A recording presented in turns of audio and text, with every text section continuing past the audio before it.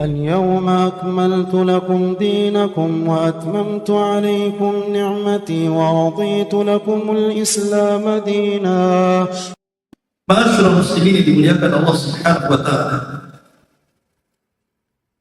Kita tahu bahwa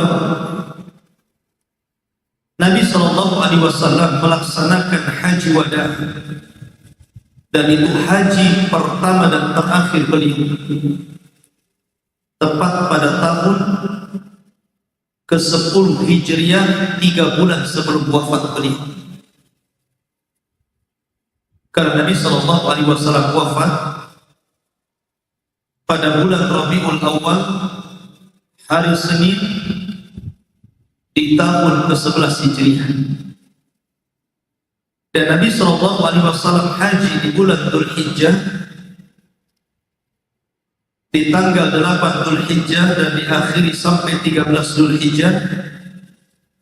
Maka dari Dzulhijjah ke Rabiul Awal itu hanya ada 3 bulan. Muharram, Safar, Rabiul Awal. Jadi jarak wafat Nabi sallallahu alaihi wasallam ke haji itu cuma 3 bulan saja.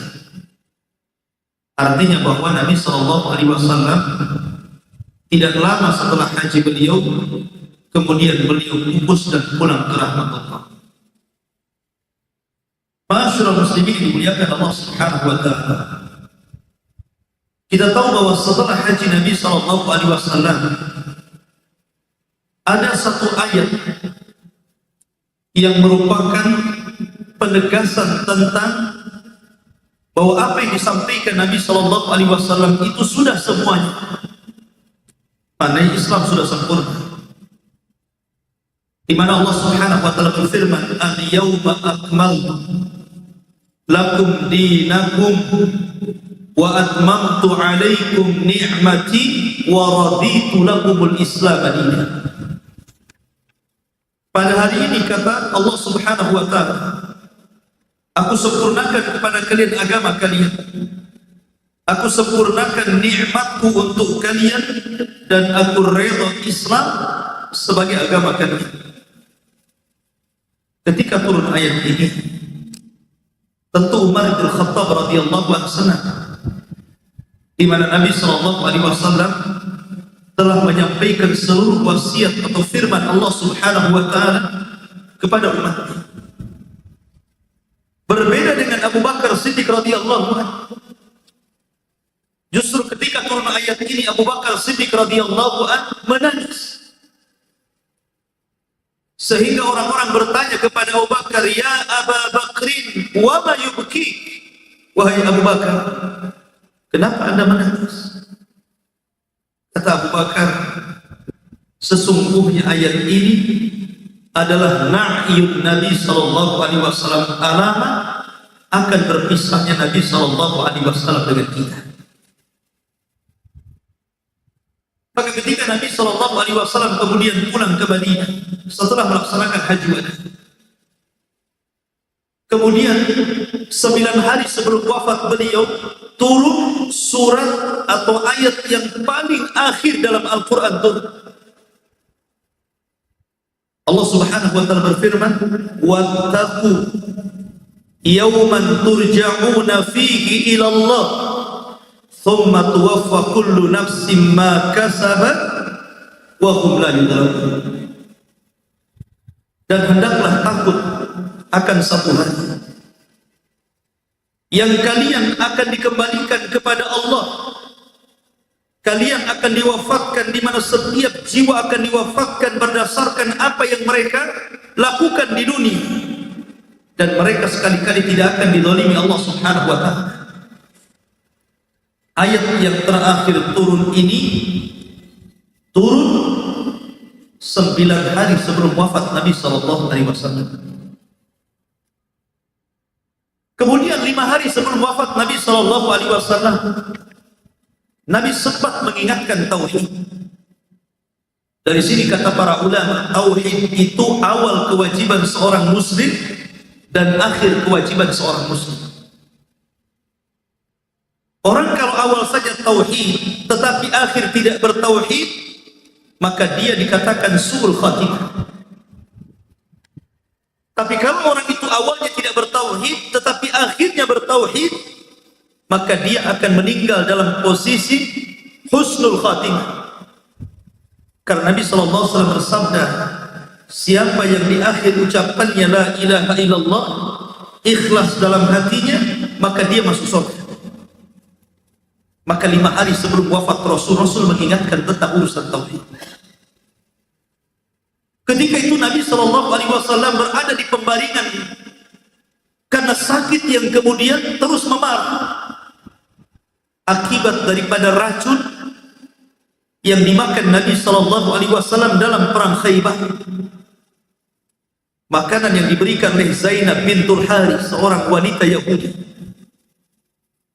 yang dicampurkan dengan daging kambing. Kemudian Nabi SAW sempat memakan sedikit. 4 tahun racun ini tidak berpengaruh. Tapi setelah kemudian di akhir hayat beliau racun ini berpengaruh sehingga Rasul jatuh sakit. Setelah sakit Nabi SAW ini semakin memarah, sehingga dalam pembaringan Nabi SAW Rasul mengatakan la'natullah 'alal yahud wan nasara alladzina ittakhadhu qubur anbiya'ihim masajid. Laknat Allah kepada orang-orang Yahudi, kepada orang-orang Nasrani yang menjadikan kuburan-kuburan nabi-nabi mereka dijadikan tempat sujud. Nabi SAW ingatkan umat ini dari kesyirikan. Kemudian ikhwah fillah dimuliakan Allah Subhanahu wa taala. Setelah kemudian Nabi SAW agak sedikit sehat badan, maka Nabi SAW kemudian berziarah untuk melihat kuburan syuhada Uhud. Di mana? Di kuburan Baqi.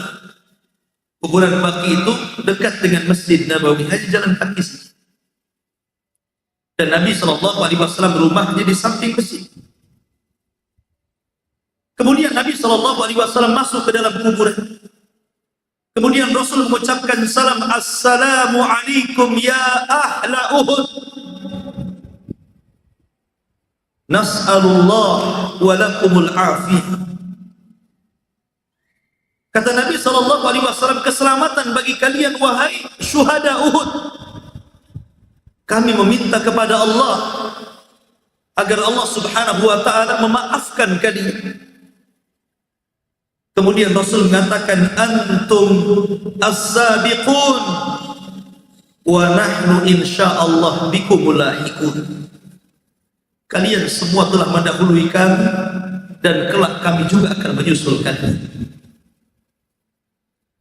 Maka Nabi SAW pulang dari kuburan Uhud, kuburan Baqi. Sepanjang jalan Nabi SAW menangis. Kemudian para sahabat ketika itu bertanya kepada Rasul, wa ma yubkika ya Rasulullah, kenapa anda menangis wahai Rasul? Setelah dia melihat kuburan syuhada Uhud, dia menangis. Dan sepanjang jalan pulang ke rumahnya dia menangis. Sehingga para sahabat bertanya, kenapa anda menangis wahai Rasul? Kemudian kata Nabi SAW, ishtaqtu ila ikhwan, aku rindu berjumpa dengan saudara-saudara. Sahabat heran ketika itu dan mengatakan, ya Rasulullah, awalasna ikhwanuka ya Rasulullah. Rasul, bukankah kami saudara-saudara? Maka Rasul mengatakan, kalian bukan saudara-saudara, tapi kalian ashabi, sahabat-sahabat. Lalu siapa saudara-saudara wahai Rasul? Maka Nabi SAW mengatakan, aqwam ya'tuna min ba'di yu'minuna bi walam yarau. Sebuah kaum yang mereka akan datang sepeninggal mereka beriman kepada aku, padahal mereka tidak pernah melihat. Para saudara muslimin rahimani wa rahimakumullah. Maka kemudian 3 hari sebelum wafat Nabi SAW, semakin memarah sakit Nabi SAW. Ketika itu Nabi Shallallahu Alaihi Wasallam berada di rumah salah satu istrinya Maimunah. Kemudian Nabi Shallallahu Alaihi Wasallam memerintahkan kepada Maimunah, ajmi'u zaujat Maimunah, kumpulkan seluruh istri-istri. Maka datanglah istri-istri Nabi Shallallahu Alaihi Wasallam semuanya di rumah Maimunah. Kemudian kata Nabi Shallallahu Alaihi Wasallam, atadzanunani an abqa fi baiti Aisyah. Maukah kalian izinkan aku untuk berada di rumah Aisyah? Maka seluruh istri-istri Nabi mengatakan, ya, kami izinkan Anda wahai Rasul untuk berada di rumah Aisyah radhiyallahu anha. Ketika itu Nabi Shallallahu Alaihi Wasallam berusaha bantu, tapi karena sakit yang parah Rasul tidak bisa bantu. Akhirnya datanglah Ali bin Abi Thalib radhiyallahu anhu dan juga Fadl ibn Abbas radhiyallahu anhu. Kemudian memapah Nabi Shallallahu Alaihi Wasallam, mengantarkan dari rumah Maimunah ke rumah Aisyah radhiyallahu anha. Sesampainya di rumah Aisyah radhiyallahu anha, sepanjang jalan para sahabat melihat Rasul dalam kondisi seperti itu. Belum pernah para sahabat melihat, belum pernah seumur hidup para sahabat melihat Rasul dalam kondisi susah, tertatih-tatih dibawa oleh Ali dan Fadl ibn Abbas. Sehingga ketika melihat kondisi Nabi SAW seperti itu, seluruh para sahabat akhirnya datang dari mana-mana berkumpul di masjid Nabi. Mereka ketakutan, sebagian mereka menangis. Akhirnya kemudian suara mereka sampai kepada suara rumah Aisyah radhiyallahu anha. Karena kita tahu bahwa masjid Nabi Shallallahu Alaihi Wasallam dengan rumah Aisyah itu berdekatan, sehingga suaranya sampai ke rumah Aisyah radhiyallahu anha. Maka Nabi Shallallahu Alaihi Wasallam kemudian meminta kepada Aisyah radhiyallahu anha untuk mendatangi para sahabat. Akhirnya ketika Nabi pingsan, kemudian berusaha disadarkan. Setelah sadar, maka Nabi Shallallahu Alaihi Wasallam kemudian menemui para sahabat Rasul. Naiklah di atas ini. Dengan lemahnya Nabi Shallallahu Alaihi Wasallam ketika itu, kata Nabi Shallallahu Alaihi Wasallam, ayyuhan nas, ka'annakum takhafuna alayya. Wahai manusia, kelihatannya kalian takut kepada aku. Ada apa dengan kalian? Maka sahabat mengatakan, na'am ya Rasulullah, wahai Rasulullah, tentu kami khawatir dengan kalian. Maka Rasul mengatakan, ayyuhan nas, mau'idukum ma'i laysa fid dunya, mau'idukum ma'i inda al-hawdi, wallahi ka'anni la anzura ila khawdi fi maqami hadhi. Kata Rasul, sesungguhnya perjanjian kalian denganku bukan di dunia, tapi perjanjian kalian bersamaku kelak di telaga Allah Subhanahu wa Ta'ala di akhirat. Seolah-olah dari tempatku ini aku sudah melihat telaga. Kemudian dia mengatakan, ayyuhan nas, mal faqru akhsha alaikum. Wahai manusia, aku tidak takut kalian tertimpa kefakiran. Aku tidak. Walakin akhsha alaikum an tubsatad dunya. Yang aku takutkan kalaulah dunia kemudian dibentangkan kepada kalian. Fatanafasuha kama tanafasul ladina min qablikum. Kemudian kalian berlomba-lomba semangat mengejar dunia sebagaimana berlomba-lombanya orang dahulu mengejar dunia. Fatuhlikukum kama ahlakatkum. Fatuhlikukum kama ahlakatkum. Maka dunia akan menghancurkan kalian sebagaimana orang dulu dihancurkan dunia.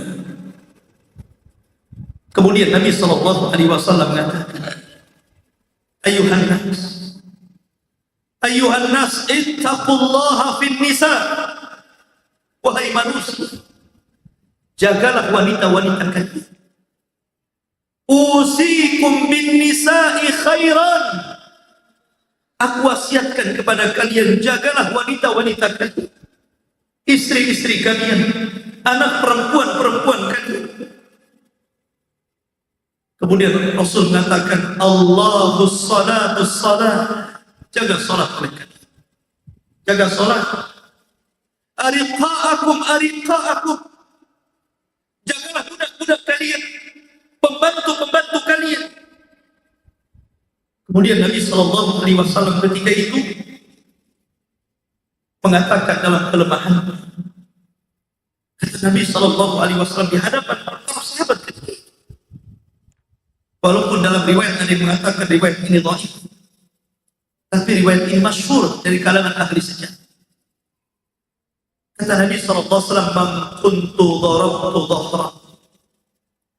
Siapa yang dulu pernah kupukul pundak, fahadha dhahri falyaqtas. Nih punggung, silahkan kisah sekarang. Wa man kuntu akhadtu malan, fahadha mali falyakhudh minhu. Siapa yang dulu pernah kudzalimi, ku ambil hartanya, nih hartaku, ambil sekarang. Wa man kuntu syatamtu irdan, fahada irdi falyaqtas minni. Siapa yang dulu pernah ku caci, ku maki, nih kehormatanku, caci sekarang. Subhanallah. Nabi SAW tidak hendak meninggal dunia dalam kondisi memiliki hutang kepada siapapun dari manusia. Maka Nabi SAW ketika itu mengatakan, ayuhan nas, inna abdallah khairallahu baina dunya wa baina ma indallah. Sesungguhnya Allah Subhanahu wa ta'ala telah memilihkan kepada hamba antara hidup di dunia dengan diberikan berbagai macam kenikmatan dan kembali ke hadapan Allah Subhanahu wa ta'ala, maka hamba ini memilih apa yang ada di sisi Allah Subhanahu wa ta'ala. Ketika itu para sahabat tidak ada yang paham dengan ucapan ini. Tetapi tiba-tiba Abu Bakar Siddiq radhiyallahu anhu kemudian menangis dan mengatakan, wallahi ya Rasulullah, fadainaka bi abaina wa ummahatina wa azwajina wa amwalina wa auladina ya Rasulullah. Rasul, biarlah kami tebus dirimu dengan bapak-bapak kami, ibu-ibu kami, istri-istri kami, harta-harta kami, anak-anak kami, wahai Rasul. Biar kami tebus, wahai Rasul. Abu Bakar paham ucapan ini, karena Abu Bakar paling paham bahwa itu ucapan terakhir perpisahan Nabi SAW dengan para sahabat, sehingga para sahabat marah kepada Abu Bakar yang menyela-nyela ucapan Rasul dengan mengatakan, kau putus ucapan Rasul, wahai Abu Bakar, biarkan dia berkhutbah. Tapi Nabi SAW kemudian memarahi orang-orang yang mencela Abu Bakar dan mengatakan, ayuhan nas, sesungguhnya Abu Bakar adalah orang yang terbaik. Telah banyak kebaikan yang dia berikan ke dalam Islam, dan aku tidak bisa memberikan apapun kecuali Allah Subhanahu wa ta'ala yang kelak akan membalas. Semua pintu tertutup kecuali pintu Abu Bakar Siddiq radhiyallahu anhu. Ketika itu maka Nabi SAW turun dari mimbar mengarah ke rumah, kemudian di berbaring. Maka Nabi SAW ketika itu kedatangan Abdurrahman bin Abi Bakar sedang membawa siwak. Nabi SAW lemas badan, tidak sanggup untuk mengangkat badan. Dia hanya memandang Abdurrahman sedang bersiwak. Tapi Aisyah radhiyallahu anha paham. Kemudian seolah-olah Nabi hendak bersiwak, dia ambilkan siwak Abdurrahman, kemudian meletakkan di mulut Rasul. Tapi Rasul tidak sanggup menggoyangkan lidahnya. Maka Aisyah radhiyallahu anha ambil kemudian siwak itu dan berusaha melembutkan dengan bibirnya. Setelah lembut, kemudian Aisyah radhiyallahu anha menyiwakkan di gigi Nabi SAW. Demi Allah, kata Aisyah, aku tidak pernah melihat Rasul bersiwak seindah itu. Ketika itu Fatimah masuk. Fatimah bintu Nabi sallallahu alaihi wasallam. Kata Nabi sallallahu alaihi wasallam, "Udnu minni ya Fatimah." Kemari dekat. Kemudian Nabi SAW membisikkan, fahaddatsaha syai'an. Dia bisikkan sesuatu di telinga Fatimah. Fabakat Fatimah. Tiba-tiba Fatimah menangis. Setelah itu Nabi SAW katakan, "Udnu minni Fatimah." Kemari lagi wahai Fatimah, dekatkan kembali telinga. Fahaddatsaha syai'an. Kemudian Nabi SAW mengucapkan sesuatu lagi. Fadhahikat. Tiba-tiba Fatimah tertawa. Setelah wafatnya Nabi SAW, Aisyah bertanya kepada Fatimah, "Wahai Fatimah, ketika Nabi SAW membisikkan pertama engkau menangis, ketika Nabi SAW membisikkan kedua engkau tertawa, macam mana engkau bisa mempertemukan dalam satu waktu menangis dan tertawa? Apa yang dibisikkan Rasul kepadamu sebenarnya?" Maka Fatimah mengatakan, "Wahai Aisyah, pada bisikan pertama Nabi SAW berpamitan kepada aku bahwa dia akan meninggal malam itu. Maka aku pun menangis. Kemudian Nabi SAW membisikkan kembali kedua kalinya. Dan Rasul mengatakan, "Wahai Fatimah, anti sayyidatul nisa'i fil jannah." Bahwa engkau adalah kelak yang akan menjadi pemimpin para wanita di sorga. Dan engkau satu-satunya keluargaku yang akan menyusulku sepeninggalku.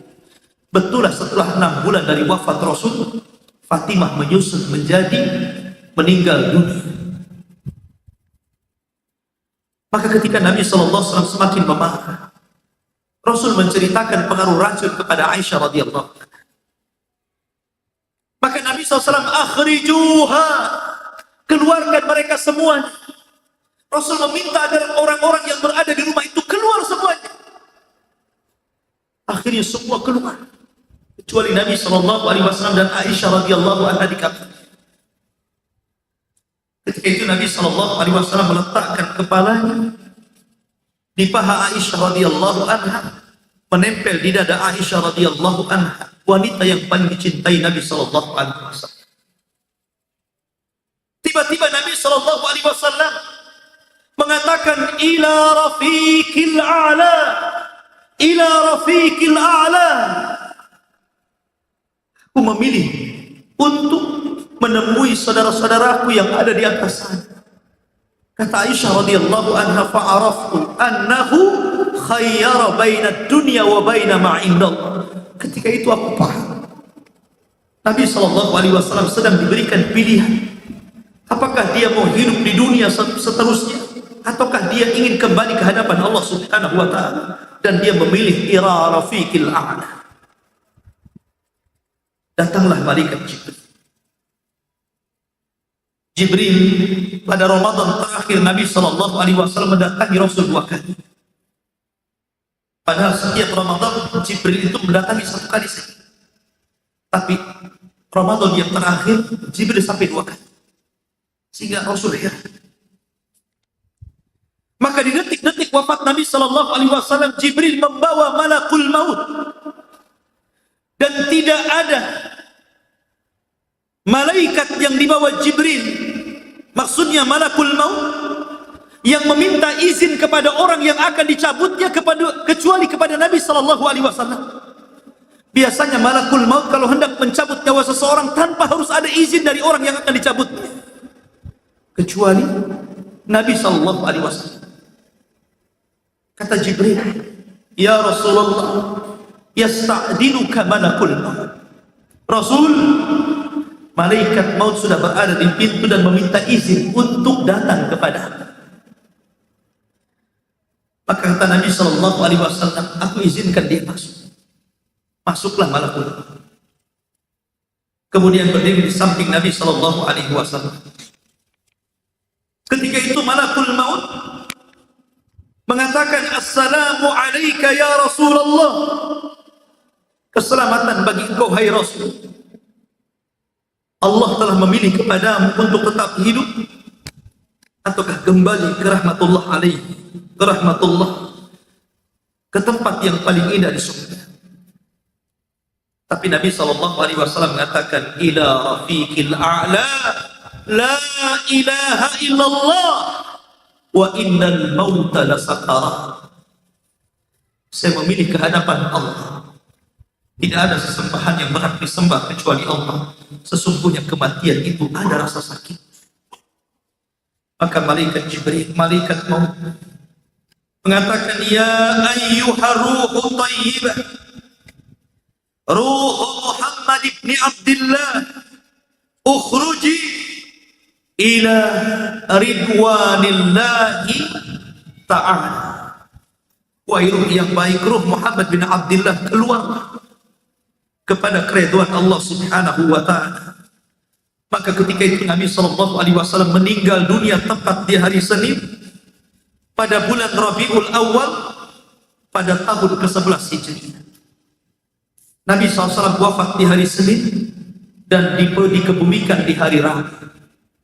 3 hari jasad Nabi SAW berada di atas bumi.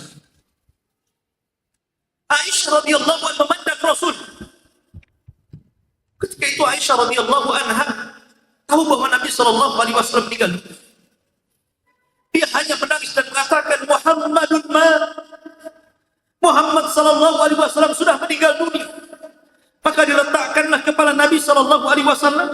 Bergegaslah Aisyah kemudian membuka pintu ke arah masjid Nabi dan mengatakan, Muhammad kan ma, Muhammad sudah meninggal dunia. Maka seluruh manusia tiba-tiba serentak menangis dengan gemuruh tangisan yang hebat, yang luar biasa. Seluruh penduduk Madinah menangis. Ali radhiyallahu anhu terduduk dan tidak bisa bergerak dan tidak mungkin bangkit. Kelemahan beliau mendengar Rasul meninggal dunia. Utsman ibn Affan radhiyallahu seolah-olah seperti anak-anak, hilang akalnya. Dia melihat ke kanan ke kiri seolah-olah tidak tahu apa yang dicari. Umar bin Khattab mencabut pedangnya, kemudian mengatakan, siapa yang mengatakan Muhammad mati, ku penggal lehernya. Muhammad sama dengan Musa sedang pulang kepada Allah dan akan pulang kembali setelah 40 hari untuk mematahkan tangan dan kaki orang-orang munafik. Seluruh para sahabat kebingungan ketika itu, kecuali Abu Bakar Siddiq radhiyallahu anhu. Subhanallah. Hanya Abu Bakar Siddiq radhiyallahu anhu Allah berikan ilham ketenangan. Datanglah Abu Bakar Siddiq radhiyallahu anhu menegur Umar bin Khattab yang ketika itu sesumbar dan sesumbar. Kata Abu Bakar, usbutiha Umar, diam Umar, ijlis. Tapi Umar terus bicara. Maka Abu Bakar tidak mempedulikan Umar. Dia masuk ke kamar Aisyah radhiyallahu anha, dilihatnya Rasul sallallahu alaihi wasallam sudah terbujur, sudah meninggal dunia. Kemudian disingkap wajah Nabi sallallahu alaihi wasallam, kemudian diciumkan, kemudian mendoakan Rasul dan memuji-muji. Abu Bakar keluar. Naiklah Abu Bakar ke atas mimbar Rasul. Kemudian Abu Bakar mengatakan, ayyuhan nas, man kana minkum ya'budu Muhammadan fa inna Muhammadan wa man kana minkum ya'budu Allah fa inna Allah hayyun la yamut. Manusia, siapa di antara kalian yang masih menyembah Muhammad, ketahuilah Muhammad sudah meninggal dunia. Tapi kalau kalian menyembah Allah subhanahu wa ta'ala, ketahuilah Allah zat yang tidak akan pernah mati dan akan senantiasa hidup. Kemudian Abu Bakar Siddiq radhiyallahu membacakan satu ayat. Kata Abdullah bin Abbas radhiyallahu anhuma, ketika mendengar para sahabat ayat yang dibacakan Abu Bakar, seolah-olah sahabat baru sadar, dan seolah-olah ayat itu seolah-olah baru turun ketika itu, pada ayat ini sudah jauh di zaman Rasul masih hidup ayat itu.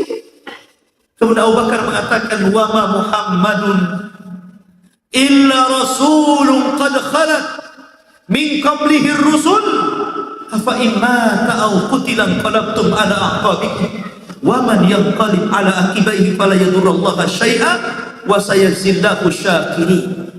Tidaklah Muhammad itu melainkan sama dengan rasul-rasul yang lain. Apakah kalau dia mati atau dibunuh kalian akan kembali murtad lagi ke belakang kalian? Demi Allah, siapa yang murtad lagi ke belakang kalian tidak mencelakakan Allah sedikit pun, karena Allah hanya akan membalas kepada orang-orang yang bersyukur kepadanya. Ma'asyiral muslimin rahimani wa rahimakum. Maka Nabi SAW jauh sudah meninggalkan kita semua, tapi Rasul selalu merindukan kita. Apa kata Nabi? Aku rindu dengan saudara-saudara. Kata para sahabat, awalasna ikhwanuka ya Rasulullah. Rasul, bukankah kita saudara, wahai Rasul? Kata Rasul, bukan, kalian sahabat. Saudara-saudaraku itu satu kaum kita yang datang sepeninggal. Mereka beriman kepadaku dan tidak pernah melihat Nabi SAW. Allahumma salli ala Muhammad. Ma'asyiral muslimin yang dimuliakan Allah Subhanahu wa ta'ala. Sebelum meninggal Nabi SAW, Nabi SAW pernah berkhutbah dengan khutbah yang luar biasa. Seumur hidup Rasul tidak pernah berkhutbah sehebat itu. Khutbah yang mengingatkan segala hal. Khutbah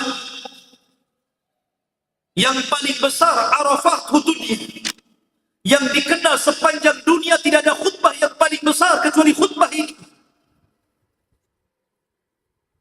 Para ulama menyebut dengan khutbatul hajjatil wada, khutbah hajah atau haji wada, atau dikenal dengan khutbah Arafah.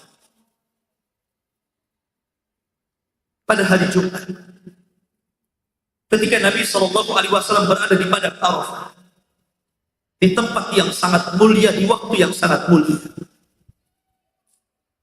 Nabi SAW berceramah di hadapan para sahabat, mengingatkan berbagai macam hal. Salah satunya kata Nabi SAW, isma'u qawli, dengarkan ucapanku wahai para sahabat. La'alli la adri, boleh jadi aku tidak tahu. La alqakum ba'da ami hadha fi mawqifi hadha abada, boleh jadi setelah khutbah ini, kata Rasul, aku tidak mungkin lagi berjumpa dengan kalian di tempat yang ku berpijak di sini. Sahabat ketika itu kaget. Kenapa Rasul bisa ngomong seperti itu? Seolah-olah Nabi SAW akan berpisah.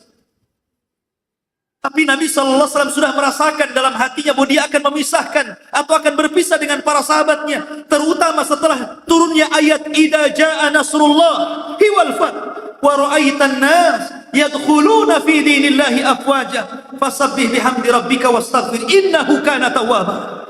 Setelah manusia berbondong-bondong masuk Islam pada Fathu Mekah, Rasul sudah merasakan dalam hati bahwa dia akan berpisah dengan para sahabat. Makanya Rasul mengatakan, boleh jadi setelah aku khutbah pada Arafah ini, aku tidak mungkin berjumpa lagi dengan kalian. Dan betul, 3 bulan setelahnya Nabi SAW meninggal dunia.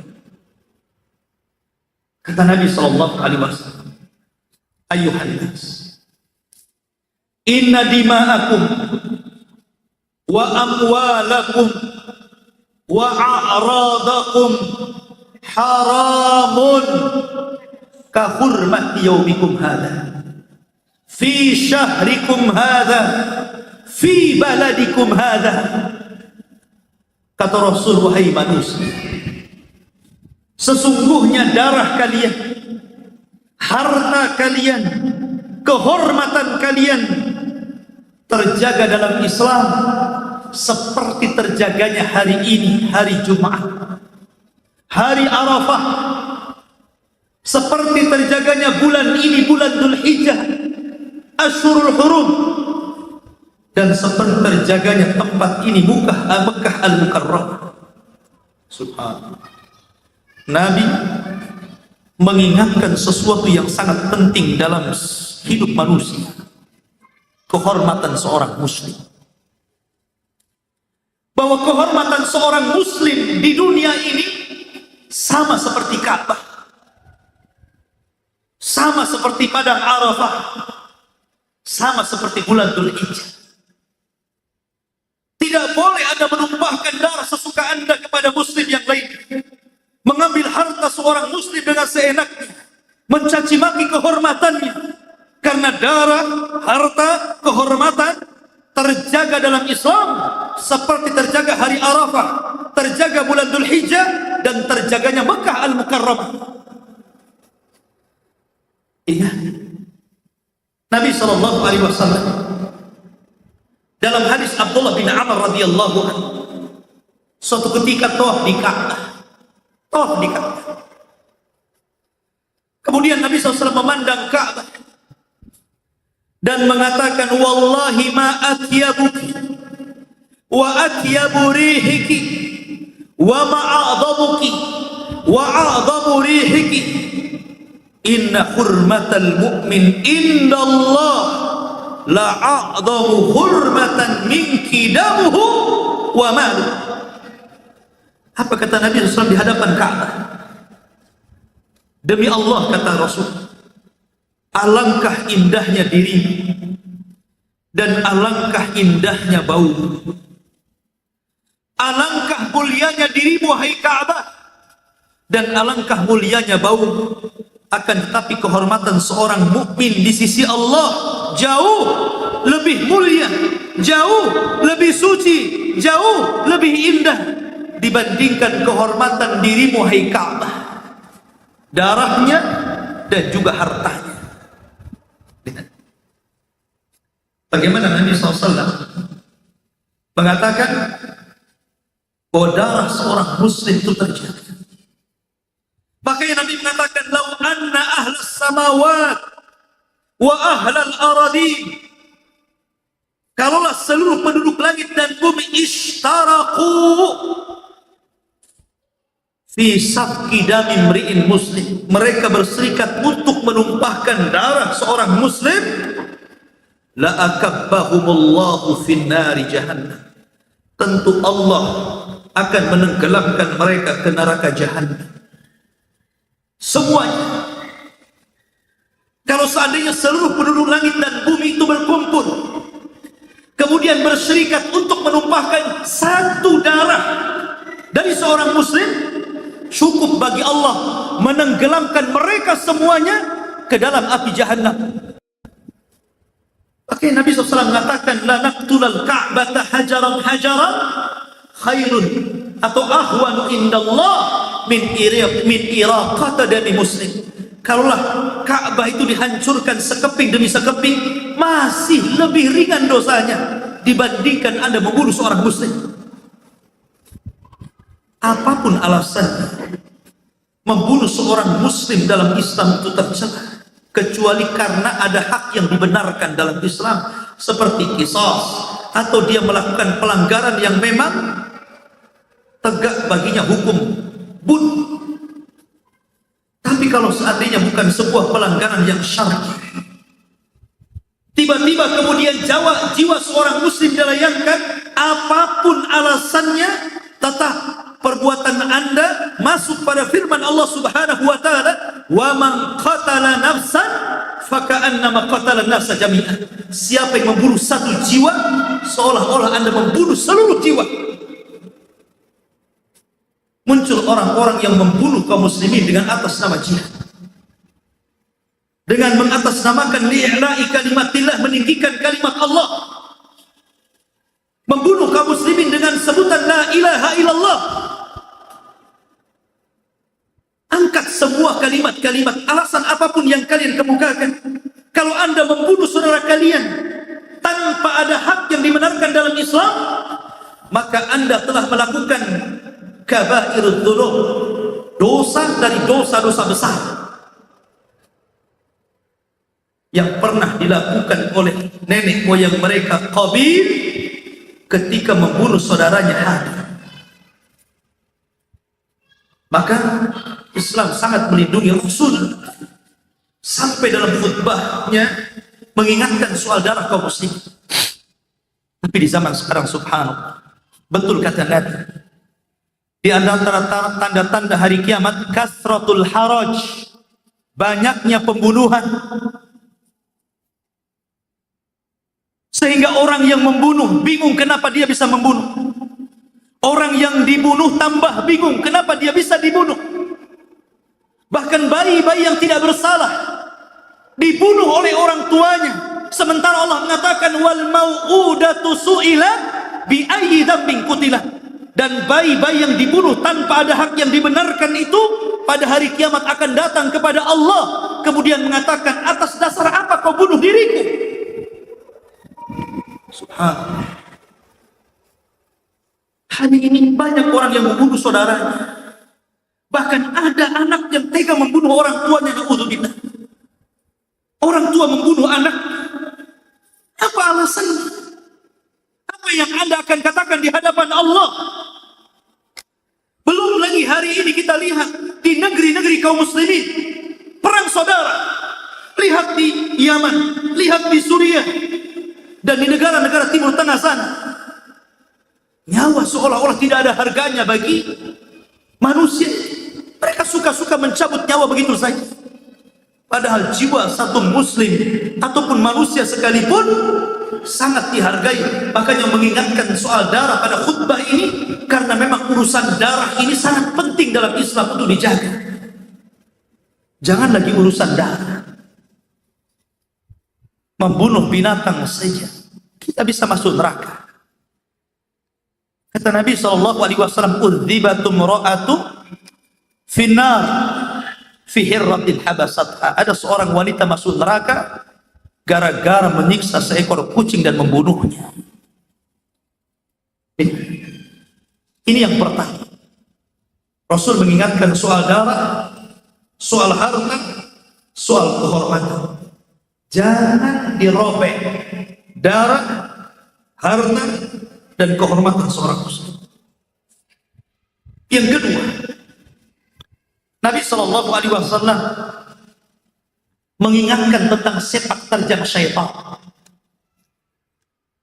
Kata Nabi SAW, "Ayyuhan nas, inna syaitan qad ya'isa an yu'bad fi jaziratil Arab." Manusia, ingatlah, setan itu boleh jadi putus asa untuk disembah lagi di tanah Arab atau di tanah-tanah lain.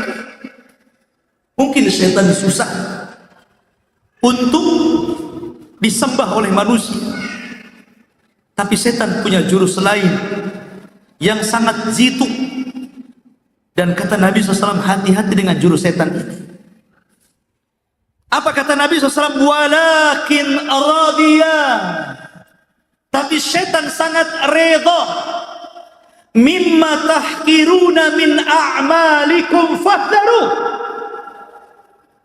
Tapi setan senang, setan ridha terhadap apa-apa yang kalian remehkan dari amalan-amalan kalian.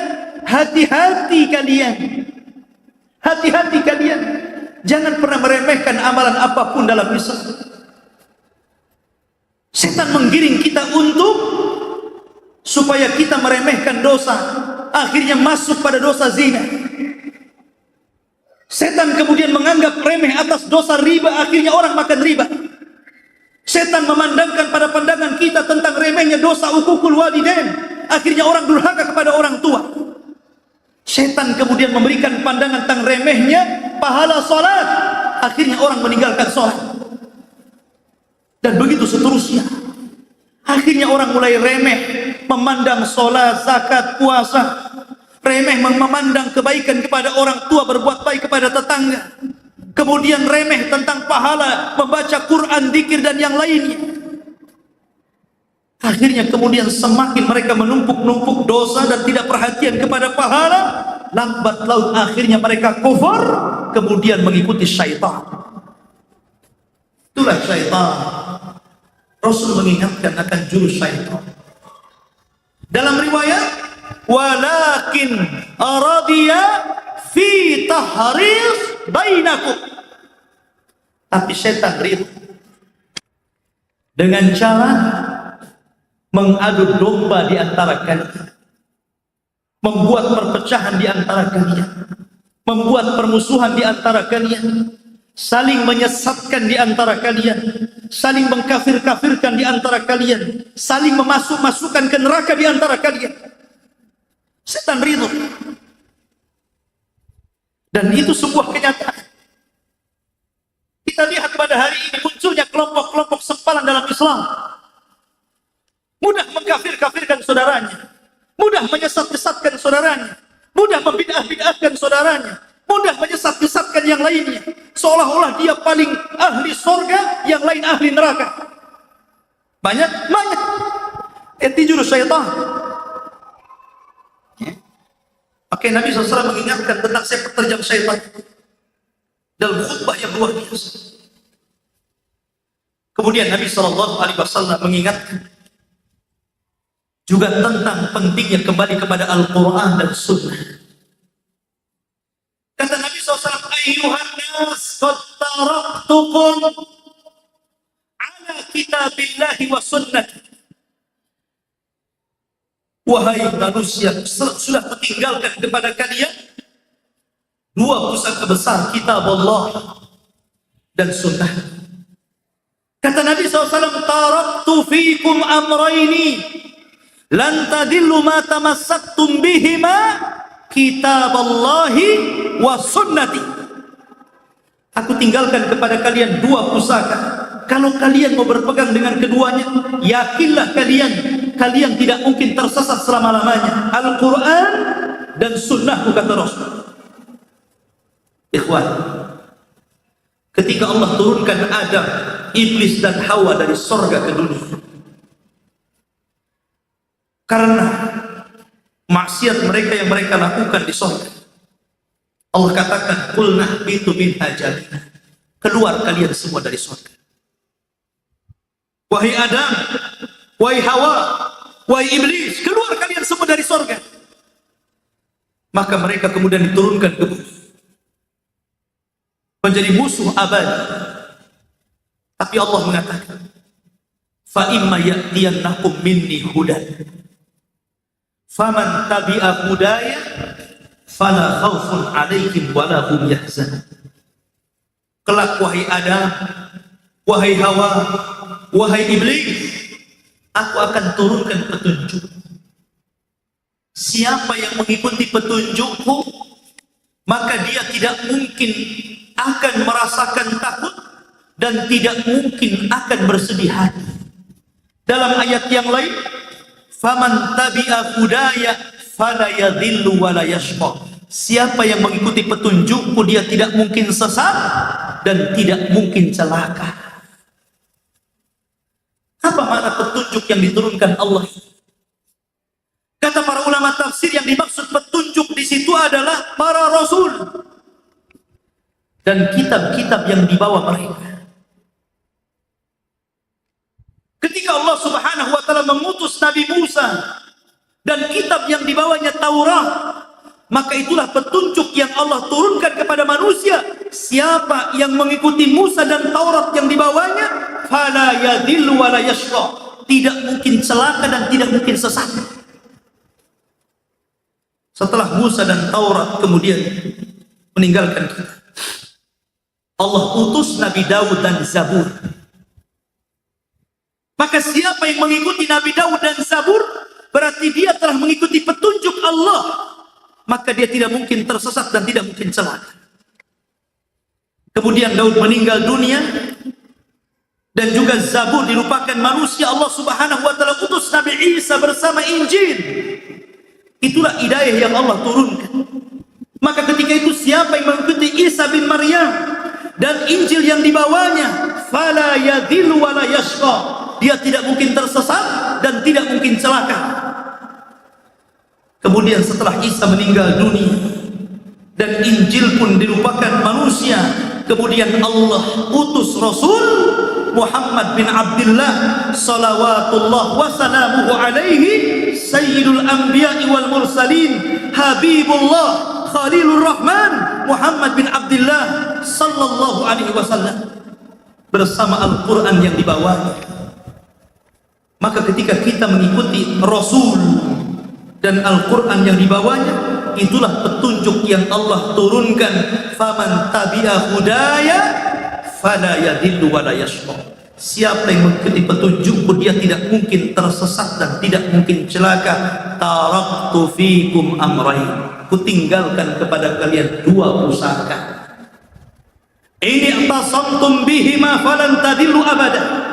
Kalau kalian berpegang dengan keduanya, tidak mungkin sesat selama-lamanya. dan sunnah. Itulah petunjuk Allah. Subhanallah. Luar biasa. Kemudian Nabi SAW mengingatkan kembali persoalan tradisi jahiliyah. Apa kata Nabi SAW? Ayuhan nas, wahai manusia, inna amran min umuril jahiliyati mawdu'un tahta qadami.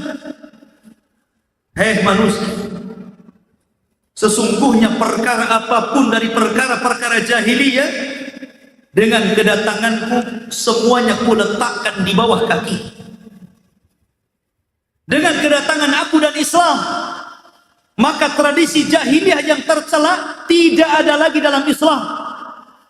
Tidak ada lagi orang yang menguburkan bayi wanita hidup-hidup. Tidak ada lagi yang meremehkan kaum wanita. Tidak ada lagi saling menguasai antara si kuat dengan si lemah, antara si kaya dan si miskin. Semuanya rata. Tidak ada lagi tradisi riba. Tidak ada lagi tradisi dendam kesumat. Semua tradisi jahiliyah kuletakkan di bawah kakiku. Termasuk kata Nabi SAW, arba'un, ada 4 perkara yang tidak mungkin ditinggalkan semua urusan jahiliyah. Pertama, bangga dengan nasab, membenci nasab, kemudian meminta hujan dengan bintang, dan seorang wanita yang menangis karena kematian, mengeluh, niyaha. Tapi dengan kedatangan Islam semua dihapuskan, termasuk urusan dendam kesumat. Urusan dendam kesumat dalam Islam dihapuskan. Makanya Rasul mulai dari dirinya. Kata Rasul apa? Wa inna damal jahiliyati mawdu' tahta qadami. Ingat, seluruh yang berkaitan dendam kesumat kuhapuskan di bawah kakiku. Dan yang pertama kali kuhapuskan tentang urusan dendam ini adalah dendam Rabi ibn Harith. Rabi ibn Harith, anak dari paman Rasul, dibunuh secara zalim oleh kabilah Hudain. Dahulu ikhwan, di zaman sebelum diutusnya Rasul, kalau ada 2 kabilah berperang, bertempur, kemudian satu di antara kabilah itu mati, maka mereka akan membalas jiwa balas jiwa. Maka mereka akan menuntut darah siapapun dari kabilah yang sudah membunuhnya, harus ada yang mati walaupun dia bukan pembunuhnya. Maka Nabi SAW mengatakan tidak ada lagi yang seperti itu. Yang ada hanya qisas, yang dibunuh, yang membunuh saja. Makanya Rasul mengatakan tidak ada dendam kesumat. Aku hapuskan dendam kesumatnya kematian Rabi bin Harith, dia anak paman. Termasuk Nabi SAW, termasuk riba jahiliyah, mawdu'un tahta qadami. Riba jahiliyah juga kuhapuskan di bawah telapak kakiku. Dan yang pertama kuhapuskan riba pamanku sendiri, Abbas bin Abdul Muttalib. Kenapa Rasul menghapuskan kerabat-kerabatnya dulu? Biar orang tahu dan mengikuti bahwa dalam berdakwah itu harus memulai dari keluarga dulu sebelum orang lain. Makanya Rasul membersihkan keluarganya dulu, baru orang lain. Kemudian Nabi SAW mengingatkan tentang urusan perempuan, urusan hak. Kata Nabi SAW, wastausu bin nisa'i khairan fa innama hunna awanun indakum laisa tamlikuna min hunna syai'an ghaira dhalik illa ayyatina bifahishatin mubayyinah fa in fa'alna fahjuruhunna fil madaji wadribuhunna darban ghaira mubarrih fa in ata'nakum fala tabghu alaihinna sabila. Aku wasiatkan kalian jaga istri-istri kalian, jaga istri-istri kalian, jaga dengan baik.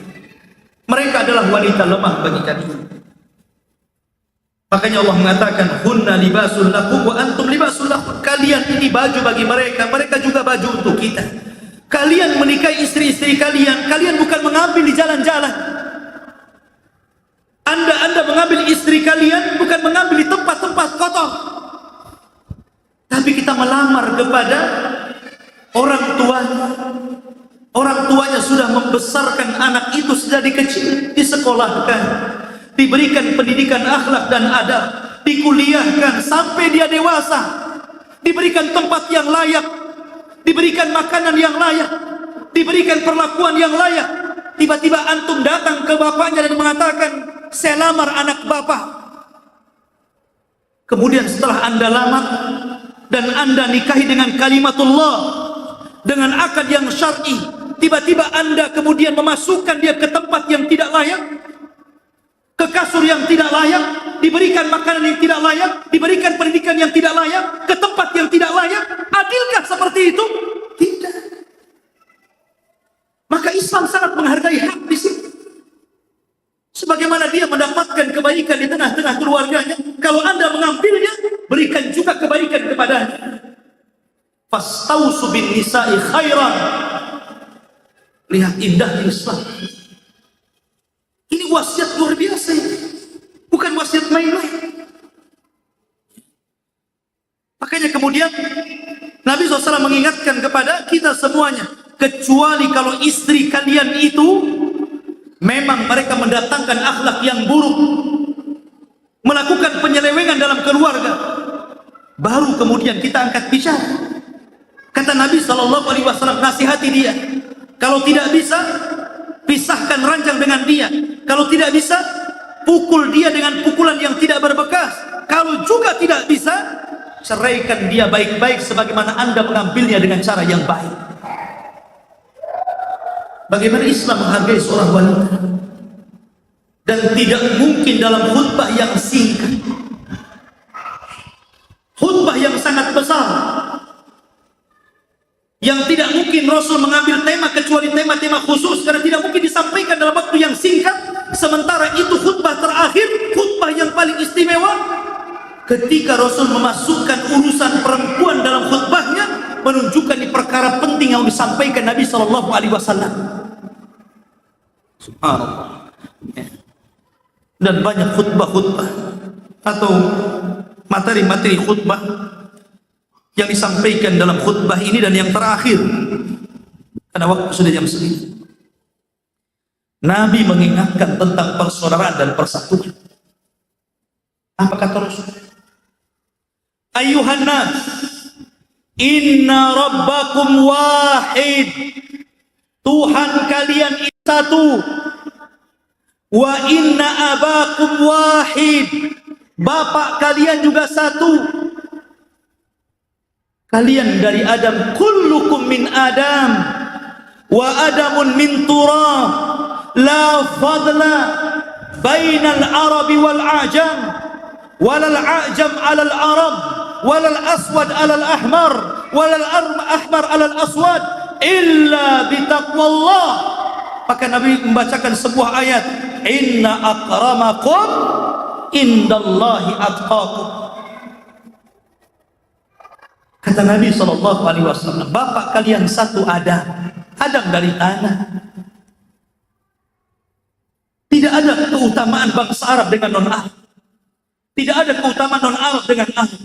Tidak ada keistimewaan orang yang berkulit hitam dengan berkulit merah. Tidak pula orang yang berkulit merah dengan berkulit hitam. Tidak ada keutamaan kecuali takwa yang membedakan, kata Rasul. Kemudian Rasul membacakan ayat, sesungguhnya orang yang paling mulia di antara kalian adalah orang yang paling takwa. Ketika Fathu Mekah, Nabi SAW sudah menaklukkan seluruh orang-orang musyrik yang ada di Mekah.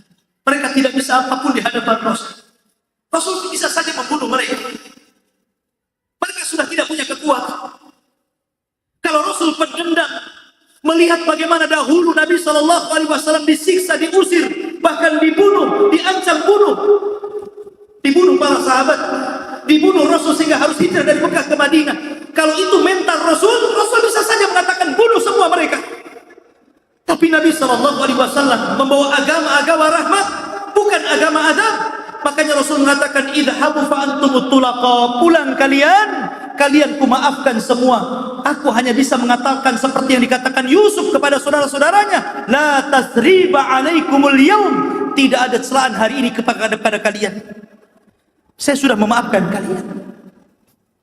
Ketika orang berkumpul di sekitar Ka'bah, Nabi ingin merontokkan tradisi Arab yang membeda-bedakan antara si miskin, si kaya, orang kuat dan orang lemah, pejabat dan rakyat biasa. Rasul ingin membuktikan hanya takwa yang mengusung dan menjadikan seorang mulia. Ketika Nabi SAW masuk ke dalam Ka'bah, kemudian Nabi SAW memanggil Bilal. Aina Bilal? Aina Bilal? Di mana Bilal? Di mana Bilal? Kemudian Nabi SAW mengatakan, sungguh aku telah teringat di tempat ini bagaimana dulu Bilal disiksa, dan mengatakan ahadul ahad, ahadul ahad.